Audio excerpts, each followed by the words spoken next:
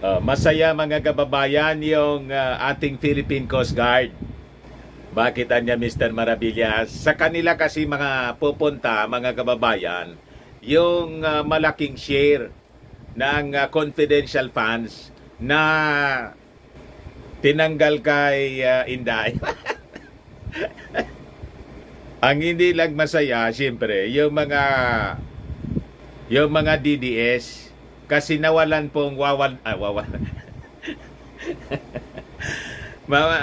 nawalan po ng gagastusin pala yung kanilang patron. Mali pala ako, hindi 1.2 billion yung dating confidential funds na inubos ni Inday nung mayor pa siya sa Davao. Ay, magkano niya Mr. Maravillas? 2.6 billion pala po yun. What? Matindi po. Kaya pati po mga kababayan, yung Philippine Coast Guard ay natuwa kasi mapupunta sa kanila yung galing sa Office of the Vice President saka yung sa DepEd. Yan po yung balita dito sa Manila Times. More funds for Philippine Coast Guard to boost West Philippine Sea protection. Di ba? Gaganahan po yung ating mga members ng Philippine Coast Guard. Nabantayan po yung pagsasamantala, yung pamboboli po ng pagpapalayas ng Chinese Coast Guard sa ating mga mangingisda na nagre-result po kung bakit kulang na yung huli ng ating mga mangingisda. Inaapi lagi po ng mga Chinese eh.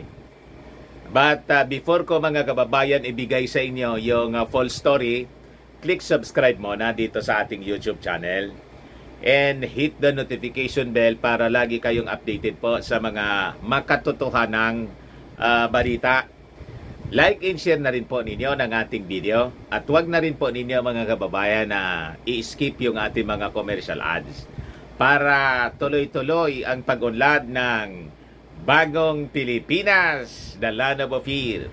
Masaya po si Commodore Jake Tariela. Sabi rito, mga kababayan sa balita, the Philippine Coast Guard said its share of the realigned confidential funds requested by the Office of the Vice President and the Department of Education would go a long way in its efforts to protect the country's interest in the West Philippine Sea.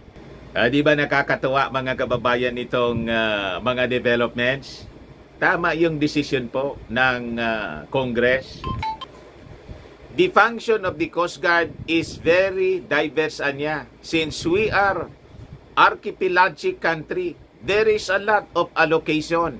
And I am sure that the funds that will be put into the Philippine Coast Guard will go a long way. Sabi po ni Commodore J. Tariela, Philippine Coast Guard spokesman for the West Philippine Sea in an interview ng mainstream media. Yan po mga kababayan yung mga pahayag ni Commodore Tariela. So, sabi rito, earlier the House of Representatives announced that it would realign the 500 million pesos in confidential funds requested by Inday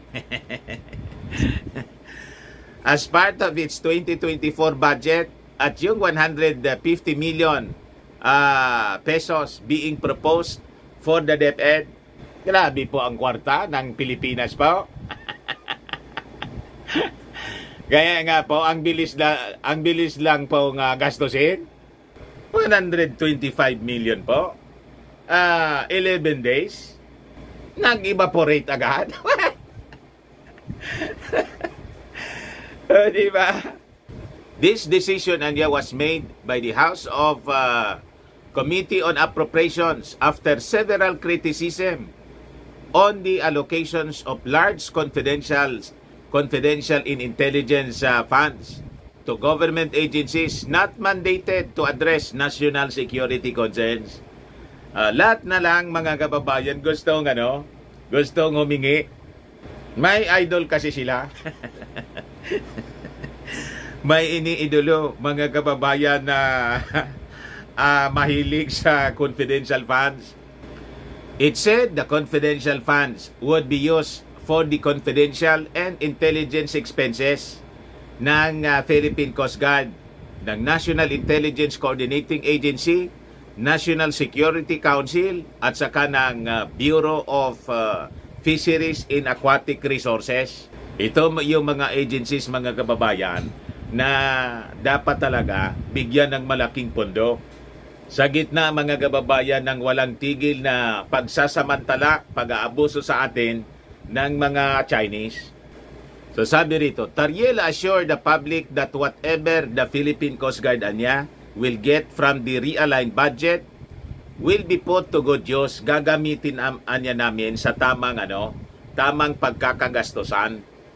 Samantala, sabi rito, Tariela expressed disappointment about remarks being made by people on social media criticizing the move to reallocate confidential funds to the PCG. Malamang yung mga critics po sa paglipat ng confidential funds sa Philippine Coast Guard, mga suportador po ng mga Chinese. Kung hindi, yung mga DDS, mga kababayan, mga galamay. Di ba? So sabi rito, mga kababayan ni Tariela, it is unfortunate that we hear, and I also saw social network comments, they're even criticizing where the Coast Guard plans to take these realigned confidential funds. But anyway, mga kababayan, importante, nagtagumpay po tayo. Ito yung ina-advocate natin, di ba? Sa mga previous videos, napakinggan niya siguro Mr. Maravillas ng mga congressmen, yung mga analysis commentaries mo, napanood niya ni Speaker Martin Romualdez. Kaya in-instructionan niya yung Committee on Appropriations na tanggalin na lahat. Yung confidential funds ni Inday. Pero in fairness po to Martin, wala man pong gano'n na order na narinig tayo. Wala mang balitang gano'ng lumabas. Theory man lang po yon ni Edsel Lagman na lahat niya lahat niyang mga decisions na ganyan, hindi man niya magaganap ang mga ganyang bagay kung walang approval ng leadership. Sabi yon mga kababayan ni Edsel. Ngayon, pinuri mga kababayan ng isang international studies professor yung naging decisive action ng ating Pangulong Bongbong Marcos sa pagtanggal ng mga floating barriers sa West Philippine Sea noong isang linggo. Magandaan niya yung ginawa ng ating Pangulong Bongbong Marcos. Yan po. Sabi po ni De La Salle International Studies Professor Renato Di Castro, the President niya has sent a strong message to the Chinese government when he ordered the Philippine Coast Guard to cut the floating 300-meter buoys na nilagay ng Chinese Coast Guard sa Scarborough Shoal. Sabi niya, yung decisive action niya ng ating Pangulo was telling the Chinese government about his strong political will. Talaga po, Marcos lang yung sakalam. Strong leader po siya to ensure food security for the Filipino people, especially for fishermen. And his independent foreign policy, which sent a chilling effect to China. Nanginginigan niya. Chilling. Nanginginigan niya yung China. Nanginginig o nanggigigil? Nanginginig na sa panggigigil siguro mga kababayan kasi hindi nila masindak yung ating Pangulo. BBM! Hindi nila mga kababayan mapaikot yung ating Pangulong Bongbong, hindi nila mabula. Ngayon, 7 mga bansa, mga kababayan ang nagsasagawa ng naval exercises. Pati New Zealand po, Indonesia kasama. Pilipinas, Japan, Amerika, France, Australia, New Zealand, Indonesia. 7 po. Kasama yung Indonesia sa naval drill. Dito po sa West Philippine Sea. BBM lang po ang sakalam. Siya may lang po ang nakagawa ng ganyan. Kaya sabi ni Di Castro, ano ba yung pinapahiwatig natin? Lalo na sa ating foreign policy. Unang-una, pinapakita dito yung decisiveness ng ating Pangulo. Na in a matter of few hours, he made a decision. Despite, of course, the possibility that he would have an adverse reaction from the Chinese Coast Guard. Pangalawa niya, yung importansya na binibigay ng ating gobyerno sa ating food security.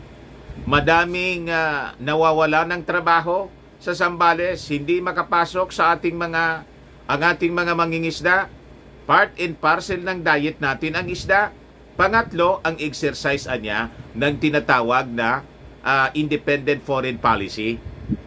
Di Castro explained that President Marcos, without consulting with the governments of US, Japan, and Australia, displayed his independent foreign policy as he made the decision to confront the Chinese Coast Guard maritime expansionism.